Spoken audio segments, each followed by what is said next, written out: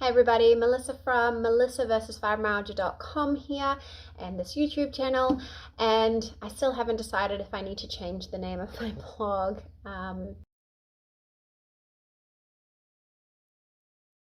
Because of all of the new news. So I found out recently that I actually have ME CFS. I was diagnosed with it several years ago and never told. I don't know how this is the first time I have had access to my medical records. It seems like a shock, but there you are. So I have just found out that I have ME CFS and I'm now learning about it. And the really disappointing and upsetting thing is that if I had that term, I would have definitely found this book in the library.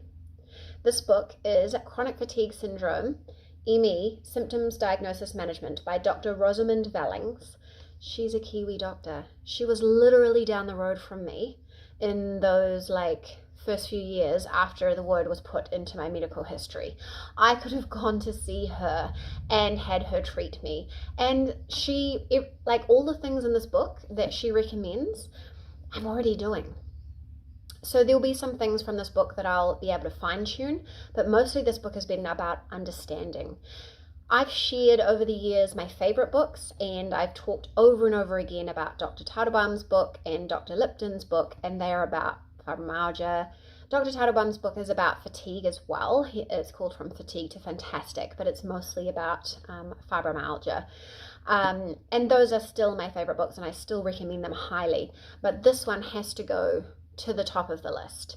I've done a lot of reading since I got the word. Obviously, I'm a researcher, so I got a pile of books from the library. I read Dr. Myhill's book, which is really interesting, and I've done a lot of research. And I've actually made contact with a local organization. We don't have much help for fibromyalgia here in Auckland, New Zealand. We have one national organization that kind of helps a little bit, but they don't really have any resources for someone like me. But there is an organization that helps people with ME CFS, and I'm so grateful that I'm able to get a bit of support from them. I'm getting their support worker to meet with me and my husband and give a brief explanation of what ME CFS is and what it means, just to help my husband, because it's so new for me that I don't even know how to explain it to him. But it makes so much sense. It is answering so much. So if you've been following me for a little while, you might have noticed that I was all about fibromyalgia, and then I started saying chronic pain and chronic fatigue because fibromyalgia didn't quite make sense or fit for me. And the fatigue is a big part of what I'm managing every day, and probably a big part of the disability or the limitations in my life. And I've gotten really far on the pain, but the fatigue is very hard to manage. Also, of course, pacing is so important to me, and pacing is very helpful with chronic fatigue syndrome and ME. So let's talk about this book for a bit. I wanted to share with you just to give you a sense of what it's like in case you want to read it yourself. I just think it's worth reading. It really is. This is a doctor she's just retired, and she spent pretty much, I think, all of her career helping people with ME CFS.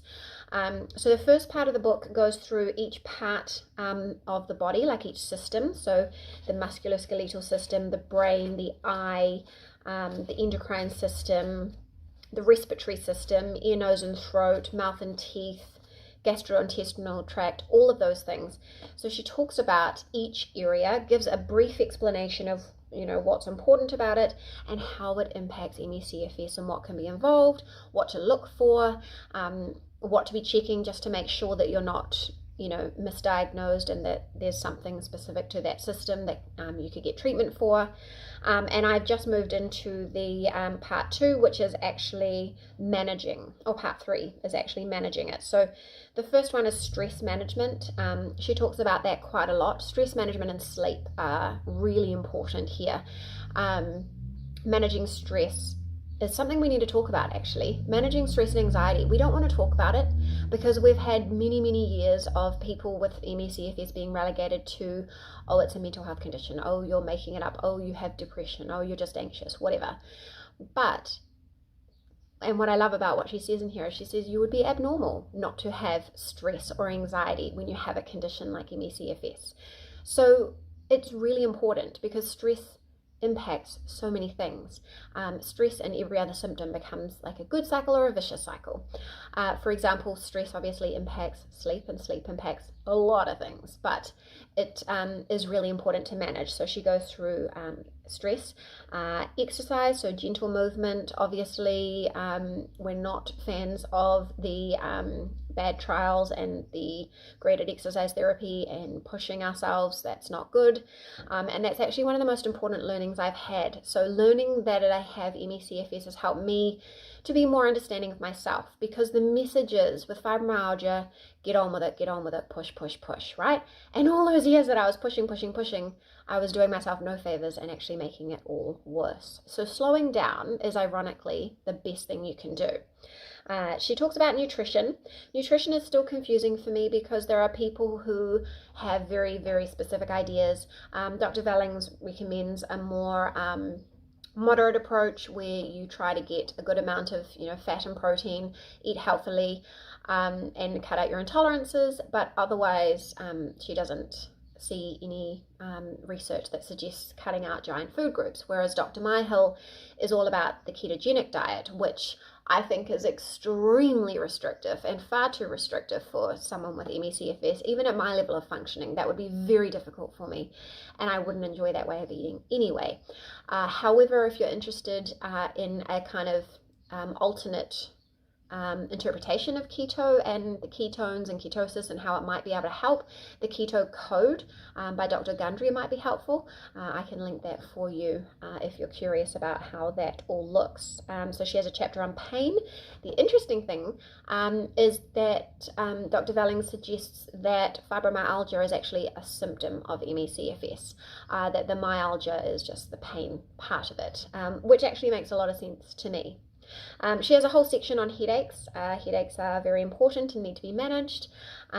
Sleep, obviously, very, very important. Again, it's really interesting because one of her recommendations, if amitriptyline doesn't work, is quetiapine, which has helped me so much, but I only just heard about now after 20 years of worrying about sleep and having terrible sleep and not getting any deep sleep. So it's a mixed bag, isn't it? It's exciting to learn more and to be on the right track, but it's really upsetting to learn what you've missed and how poorly you've been treated for the last how many years. I haven't got here yet, but she talks about depression, medication, alternative therapies, managing relapses, and then she has a really great section about managing different stages of life with ME CFS. So young people, starting a family and pregnancy, I mean, that stuff. I had to write the book, Pregnancy and Fibromyalgia, because when I was first pregnant, there was no such thing as resources about what on earth to do when you're pregnant with chronic pain and fatigue. It's just such a area of no information, and yet here, this first edition of this book was done in 2012. In time to help me if I could have read it. And then part 5 is living with ME CFS. So it is really interesting. It is quite a tome. And I've read it very slowly, one chapter at a time, because I think it is useful to understand how our body works, how the different systems work, and how they mix together, and how they can impact our symptoms, and how symptoms can impact that. Because of course, while we might have something like ME CFS, we also have a body and a life, and all those things. So I highly recommend that you read that book. I'll put a link below for you. So I guess that's kind of like a bit of a book recommendation and where I'm up to. Has this happened to you? Has anyone else suddenly found out that they have ME CFS when they thought that they had fibromyalgia for years or anything like that? What are your best tips for ME CFS? What are your favorite books? Let me know in the comments below. And if you want my favorite and best treatment options that are helping right now, I'll put it here. It's not changed. Whether I have whatever name I have, these are all my key things that are helping me a lot. So I hope you'll check that out, and I'll catch you again soon.